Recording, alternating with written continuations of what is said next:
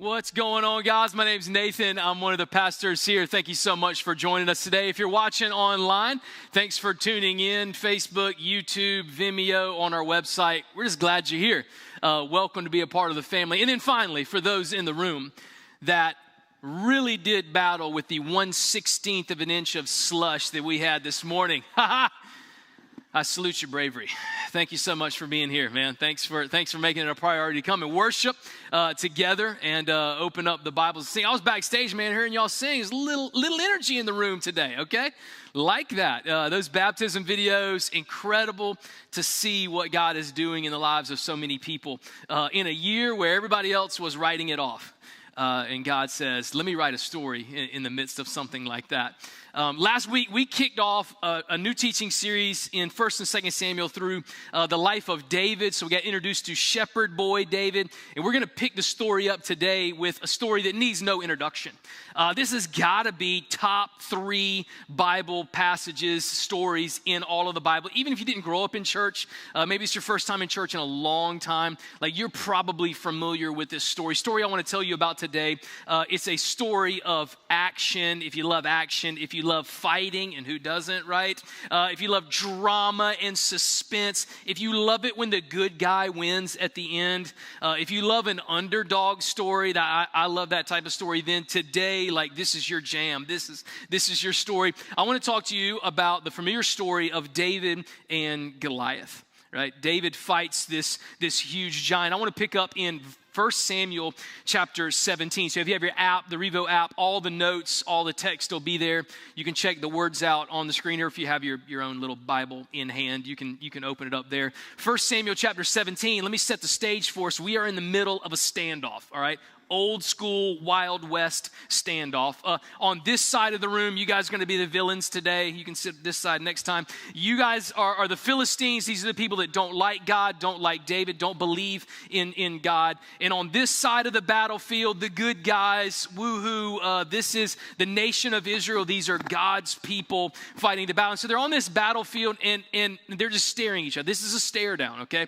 No punches have been thrown, no armies charging against each other. They're just across from each other, mean mugging, like looking mean, acting tough, just trying to intimidate one another. And we pick up the story in chapter 17 of 1 Samuel in verse 4. Somebody finally steps up out of the crowd, and here it is. Then Goliath, a Philistine champion from Gath. And listen, when you say Gath, you can't say Gath. You got to say Gath, right? You got to say it with a little in it, because it's Goliath from Gath. He sounds mean, like he sounds intimidating. He's this huge champion from Gath, came out of the Philistine ranks to face the forces of Israel. He was over 9 feet tall. Sweet mother, what are moms feeding their children in Gath? This bro is 9 feet tall.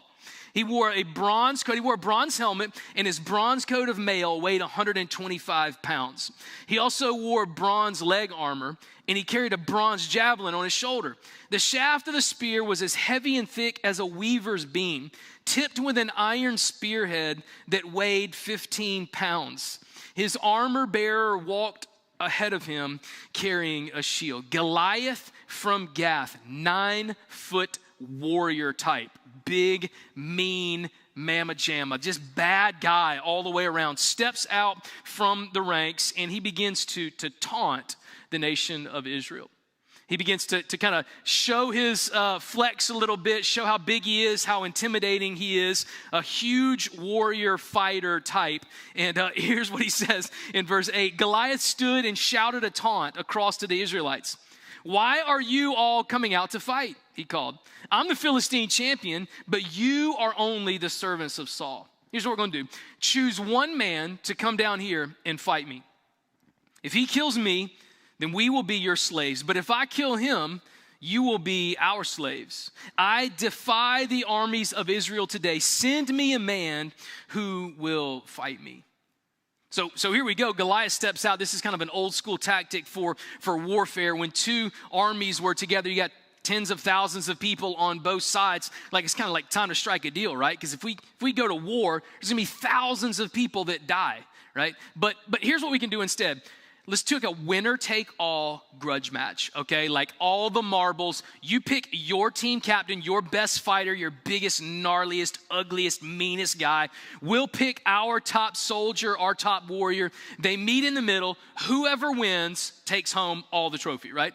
Save a lot of time, a lot of heartache, but the stakes are really high, right? Because whoever wins, the losing team, all of the rest of the people, men, women, children, soldiers, everybody becomes a slave to the other team. So Goliath, he likes his chances. This joker is 9 foot tall. And so he's like, you send out your best warrior, your best player, your bravest person, and he can come out and fight me. And so with the stakes really high, here's how God's people respond. When Saul and the Israelites heard this, they were terrified and deeply shaken. Now it's interesting that Saul's name gets put in there. It doesn't just say, and the Israelite army was shaken and terrified. It says, when King Saul was with his army, terrified and shaken. See, here's the thing that you got to remember. We talked about this last week about King Saul. King Saul was about 1.5 feet taller than everyone else in Israel. He was the manliest fighter, the most experienced, the biggest, the tallest, the strongest. And so obviously when Goliath looked at the Israelite people and said, send out your biggest, strongest, and tallest, the whole army's head would have swung over to King Saul. Like, all right, what are you going to do? What are you going to do, King Saul? This is the person they had put their hope in.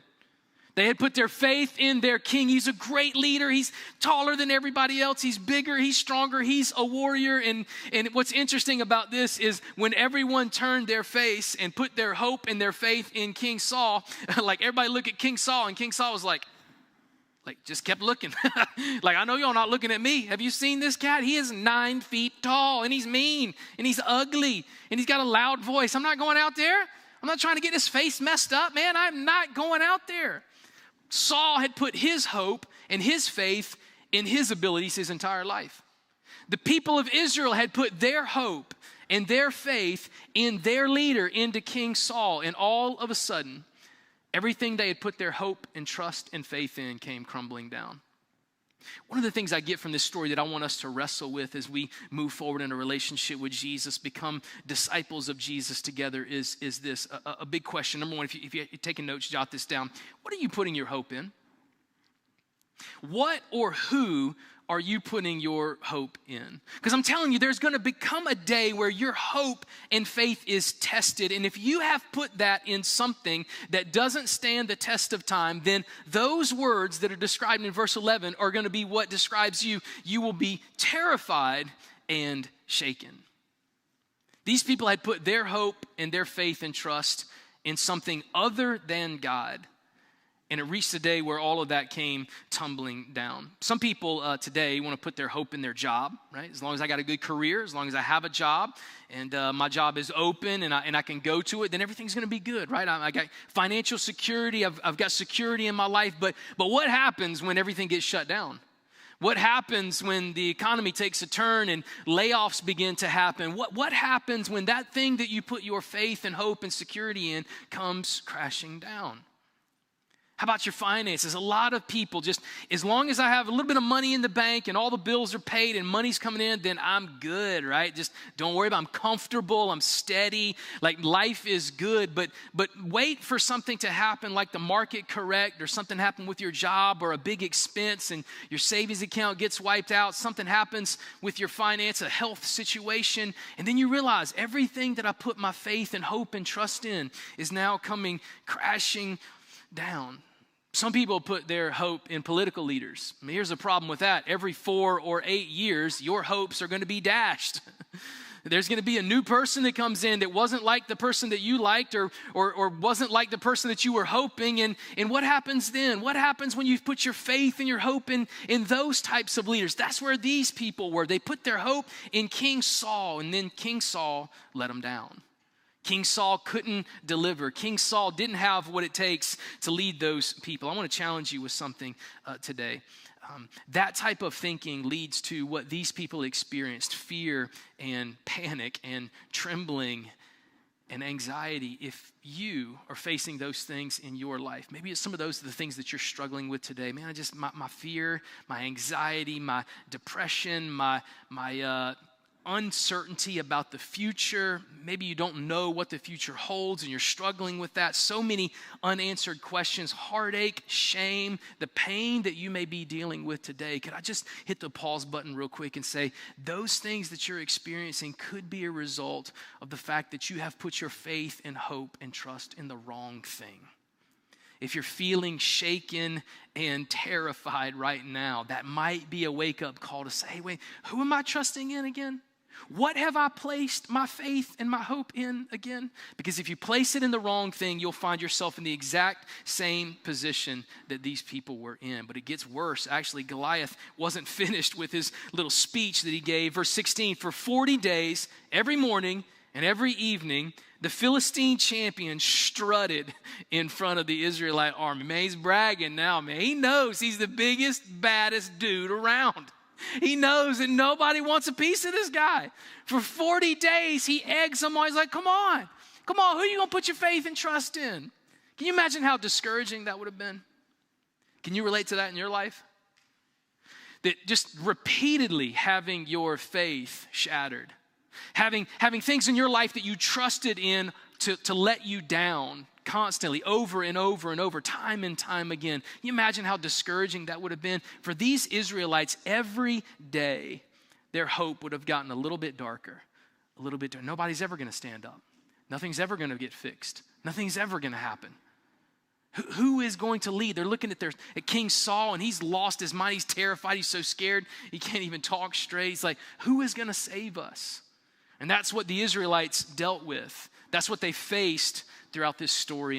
And now, for the first time in this section of the story, we're introduced to David. David is going to step back on the scene in verse 17. It says, one day, Jesse, which is David's dad, Jesse came to David, take this basket of roasted grain and these 10 loaves of bread and carry them quickly to your brothers. And give these 10 cuts of cheese to their captain. So random. See how your brothers are getting along and bring back a report on how they're doing. Now, at this point in the story, David is roughly 15 years old. Like, can't even drive his own car. Like, doesn't even have his learner's permit yet. So in order to deliver this stuff to his brothers, he's probably riding in the back of his mom's minivan. You can't be cool and hip in the back of your mom's minivan. But this is what he does. It's like pretty much he's an Uber Eats delivery driver at this point. He's like, take these crackers and this cheese, few grilled cheese sandwiches, take them to your brothers, check in on them, let them know mom and dad love them, right? Love on them a little bit, and then come back with this report. So not a very glamorous position for the future king of Israel. Riding in the back of his mom's van, delivering food to his brothers. Now, they're in the army. They're fighters. They're tough. David, not so much at this point. So he goes up to the battlefield with all of these food items, this kind of little care package from his family. And here's what happens. Verse 22, David left his things, all the food, with the keeper of supplies and hurried out to the ranks to greet his brothers. And as he was talking with them, Goliath, the Philistine champion from Gath, such a gangster name, came out from the Philistine ranks. Then David heard him shout his usual taunts to Israel. Now, I want you to pay attention to this. It's the same Goliath that has been coming out day and night for the past 40 days. He says the same message, like just preaching the same message, delivering the same message. Does anybody want a piece of me? Anybody want a piece of me? You come out right now. Me and you will fight. If you beat me, we'll be your slaves. If I beat you, you'll be our slaves. We'll end it right now. Any takers? Anybody want to come out? Any brave, courageous warriors in the midst? Yeah, no, I didn't think so. Day in and day out. The message did not change at all, but we're going to see David has a very different response to the same message that everyone else had. Verse 24. As soon as the Israelite army saw him, Goliath, they began to run away in fright. Have you seen the giant? The men asked. Interesting that the Israelites, everyone else essentially in the story, saw something very different. It's a point that I think we can learn as we learn how to face obstacles as followers of Jesus, disciples of Jesus, the barriers that we face, the obstacles that we face, even how our worldview is shaped. Here's the second thing that I can really pull out of this story that I want you to get. Number 2, write this down. We have to learn how to identify the real problem. The problems that you and I are facing in life, we have to understand how to identify the problem. Here's how the soldiers identified the problem. In that verse, it says, as soon as the Israelite army saw him, they began to run away in fright. Have you seen the giant, they said. King Saul and the Israelites said this, you want to know what the problem is? There's a 9-foot dude with a sword out there, and he's yelling, and he's ugly, and he's mean, and he wants to tear our heads off. That's a huge problem right here. Has anybody seen the giant? Has anyone seen and heard what this man says? Like David, if anybody wants to know, that's the problem that we have in front of us right now. Like this joker is huge. We got a huge problem on our hands. And all of us are small. All of us are insignificant. No one is as big. No one is as strong. And so Saul and his army said, we have a problem. There's a huge warrior on the other side of the field. But interestingly enough, David saw a different problem. David had the ability through the help of God to identify the real problem that was in front of him. Here's the real problem. Verse 26, David asked the soldier standing nearby, what will a man get for killing this Philistine and ending his defiance of Israel? Who is this pagan Philistine anyway, that he is allowed to defy the armies of God? That's a very different take on the problem. David's like, oh, hey, heads up. Is there like a bounty out for this guy? Like, what would I get if I were just to go out there and handle this problem right now? For 40 days, they haven't even begun to get a volunteer. And David steps out on the scene like the art of the deal, trying to negotiate something here. He's like, what can I get from this? Like, what are you going to give me if I slay this giant, right? That's a totally different perspective. How is it that David can have that kind of mentality? How does he have that mindset in the midst? David realizes this. David says, hey guys, I don't know if you know this or not. You don't have a giant problem. You don't have a physical problem. You don't have a military problem. You don't have a strategy problem. Here's David's response. Check it out. He said, David asked the soldier standing nearby, what will a man get for killing this Philistine and ending his defiance of Israel? Who is this pagan Philistine anyway, that he is allowed to defy the armies of the living God? Did you see what David said there? David realized something. He looked at the king and he looked at the army and said, this is a spiritual problem. You don't have a giant problem.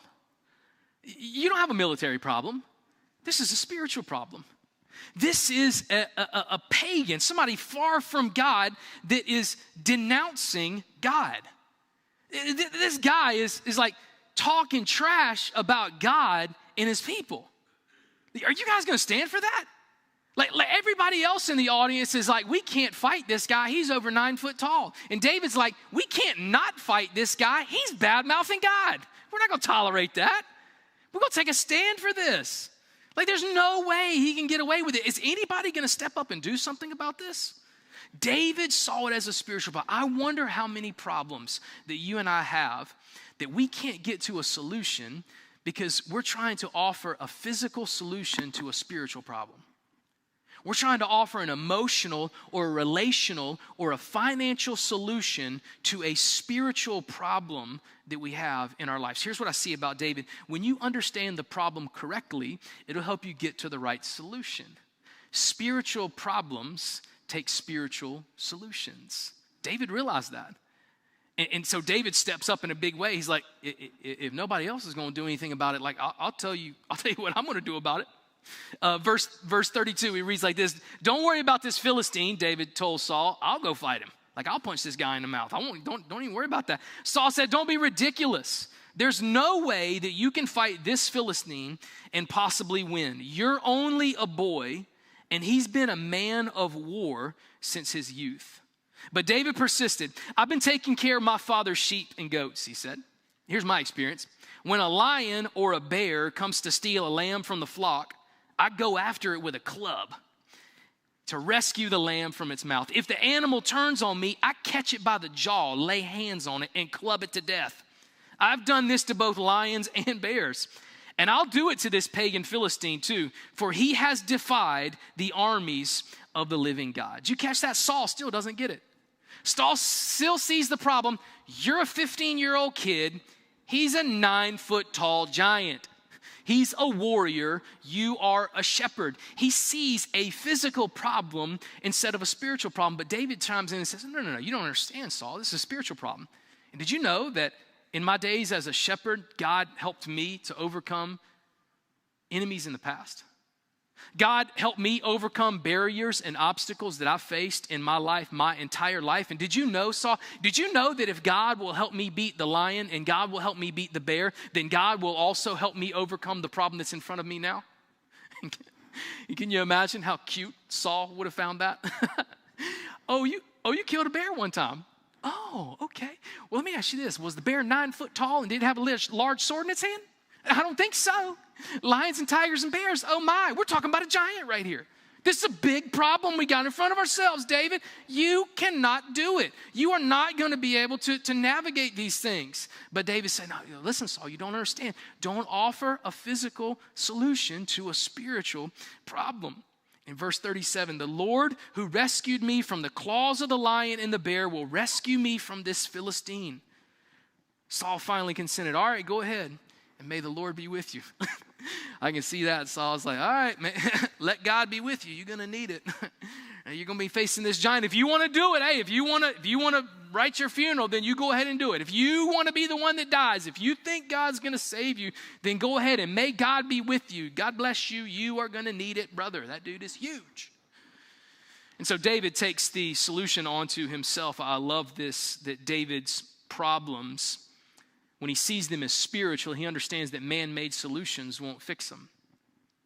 I really want you to get this. I think so many times in our life, we're trying to offer man-made solutions for spiritual issues. But David said, it will not be out of brute strength that I'm able to beat this giant. It won't be because I'm smarter or faster or my weapons are better or I have more experience or I'm taller. It won't be because of any of those things. He says, God will give me victory over the Philistine. It's a spiritual problem, so I'll let God provide the spiritual solution to it. In verse 40, we see now David's plan for this spiritual problem. I'll prove it to you that David lacks a lot of confidence in his own ability. David, he picked up 5 smooth stones from a stream and put them into his shepherd's bag. Then, armed only with his shepherd's staff and a sling, he started across the valley to fight the Philistine. This proves to you that David knew it was a spiritual problem. Because if your physical solution to a giant is a stick made out of wood and a slingshot, you're hosed, right? You're hosed. But David knew, 5 smooth stones, slingshot, little stick in it. This isn't the solution anyway. God's going to take whatever I have and solve the problem. Because it's a spiritual problem. David knew he had to take a stand for what he was facing in his life. Now, at this point in the story, can you imagine what's going on? Verse 40, there's a 15-year-old kid with a slingshot that after 40 days of Goliath taunting the army, the guy that steps out from behind the lines is David. You can imagine the Israelite army is sitting there thinking, we are done, right? We might as well go ahead and get fitted for the handcuffs because we're going to be slaves. Like David is not going to be able to beat this guy. He's a giant. He's a warrior. He's got a huge sword and shield. What does David have? A slingshot. Did your mom get you that for Christmas, David? Is that a little toy for you? That's cute. What are you doing? And then Goliath probably sees David after 40 days of taunting. He sees David walk out. And he's like, really? This who you got? This your best shot? Like, you get one shot. Did you hear what I said about the slaves? You know you're going to be slaves, right? I just want to make sure. I just want to make sure all the rules are on the table ahead of time, right? Because if this is who you want to fight me, then I'm ready. Ready? I'm ready for this. I'm positive Goliath thought that would have been his easiest battle to date. But here's how the story ends. David replied to the Philistine. He's taunting Goliath's taunting. He's like, you, the runt, 15-year-old, little kid, where's your mom? We got a little lost boy right here in the middle of the mall. Come get your mom. Where are you at right now? He's just taunting him. David replied to the Philistine, you come to me with sword, spear, and javelin, but I come to you in the name of the Lords of heaven's armies, the God of the armies of Israel, whom you have defied. Today, listen to this, the Lord will conquer you. David says, not me, not my slingshot, not my staff, not my 15-year-old little scrawny little body. The Lord is the one that is going to conquer you. And then once he conquers you, I will kill you and cut off your head. So he throws that in there. And then I will give the dead bodies of your men to the birds and wild animals, and the whole world will know that there is a God in Israel. And everyone assembled here, tens, thousands of soldiers on this side, matching number on this side, everyone assembled here will know that the Lord rescues his people, but not with sword and spear. This is the Lord's battle, and he will give you to us. David says we have a spiritual problem here that involves a spiritual solution. Did you catch that, what David said? He said, the Lord will conquer you. The Lord will deliver you. He will win the battle and give it to us. I'm afraid that so many people are trying to fight spiritual battles in their life with the wrong solutions. And David points it out here. Listen, check this out. The solution is found in God. That's what David said. Everyone else was looking for a man. Everyone else was looking for a warrior with the biggest shield and the biggest sword with the most experience. And they couldn't find him. And David says, man, it's obvious. The solution is right here in front of you. The solution is God. God is going to give us the victory. God will allow us to conquer these things. God is going to make a way for us. Like the solution is found in him. David didn't fear Goliath because he saw the problem differently than other people. Everyone else was focused on a physical problem, and David focused on a physical solution. I need you to get this because I really do. There are a lot of people struggling in various areas of their lives and in their walk with Jesus, and you're trying to offer physical solutions. I know people that are struggling in relationships right now, and they're just confident. If I could just get into a relationship, or if I just had a spouse, or if I could have a new spouse, right? If I could trade my spouse in, if I could have a different spouse than the one I have right now, like I've got some serious relationships problems, and what I want to do is kind of step in and say in the most loving way I can, hey, listen, you don't have a relationship problem, you got a spiritual problem. Because if we would learn how to treat each other like Christ treated us, selflessly, sacrificially, loving each other, putting other people in front of ourselves, hey, if you tried that in your life, I would be willing to bet you wouldn't have a relationship problem. You'd realize there was a spiritual solution to it. I know people that have financial problems. I don't have enough money. I need more money. I need a better job, a bigger job, a nicer job. I need more stuff, need more vacation. I need more of this and more of that. And I'm like, you know what? We might not actually have a financial problem. The problem might be is we have to learn how to take everything that we have in our lives and honor God with it. What if we learn? What if it wasn't a money problem? What if it was a spiritual problem? That we could find incredible contentment in wherever we were in life if we learned how to put Jesus in the middle and put Jesus first in our lives. You don't need a new marriage. You don't need a new house. You don't need a new job. We don't need a different president. We don't need a new diet plan. We don't need to exercise more. We don't need a week of vacation. As long as your physical problems have physical solutions, then you're going to end up in the same place, tired and worn out. Can't figure out why this hasn't been fixed yet. I can't figure out why I'm still feeling this way. I can't figure out why that every time I try to solve the problem, it always comes up empty. If that's you, then I would encourage you to consider that maybe you need a spiritual solution for what you find yourself in today. That maybe the answer is not found in all of those other things that you can do, but in what God can do in your life. The answer is that God provides. David saw what the king could not see. David knew, I can't control the outcome. I cannot control the situation. But David said, but with a spiritual problem, I can simply trust and put my hope in the one that has the whole world in his hands. And that's what David said. God will provide. God will take care of me. God will conquer. God will make a way. I'm just going to trust in him. One of the other books of the Bible that David wrote is the book of Psalms. And these are kind of like, it's interesting. The Psalms are like David's diary, like journal entries. Kind of feels a little scandalous reading it, right? We're reading David's inner thoughts. We're reading the stuff that he wrote down that maybe he didn't think anyone else was gonna hear or say. His thoughts, his pains, his daily routines. And in Psalm chapter 25, we get a little sneak peek, maybe even into what David felt like and thought the day that he faced Goliath. Psalm 25 reads like this: in you, Lord my God, I put my trust. Guide me in your truth and teach me, for you are God, my Savior, and my hope is in you all day long. No wonder David was able to face incredible obstacles and barriers in life. This guy woke up in the morning saying, in you, Lord my God, I put my trust. In you, God, I don't know what today holds. I can't control it. I don't know what I'm going to be facing. I know I've got fears and emotions and doubts and things running through my life. But here, I'm just going to start the day with this proclamation, like, in you, Lord, my God, I trust. And he finishes out with, like, you, God, my Savior, I will put my hope in you all day long.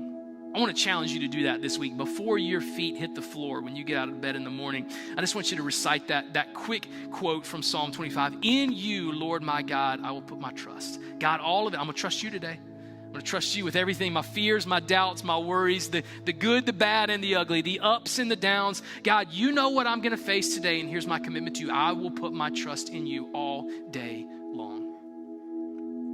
If you're here watching online and you have never started a relationship with Jesus, you didn't know that you could have a personal relationship with Jesus, can I just give you an invitation right now that you can pray that prayer? You can make that commitment out of Psalm 25 and just say, God, I'm tired of it, man. I'm tired of running in fear and being terrified and being overwhelmed and anxious. God, I have tried so many of my own solutions to problems and they never get fixed. And I realize maybe for the first time today, you realize that you're facing a spiritual problem that needs a spiritual solution. And today you can make that proclamation. You can say, oh Lord, my God, I trust you. I'm gonna put my hope and my faith and my trust in you. Would you be willing to just accept the gift that Jesus has given you?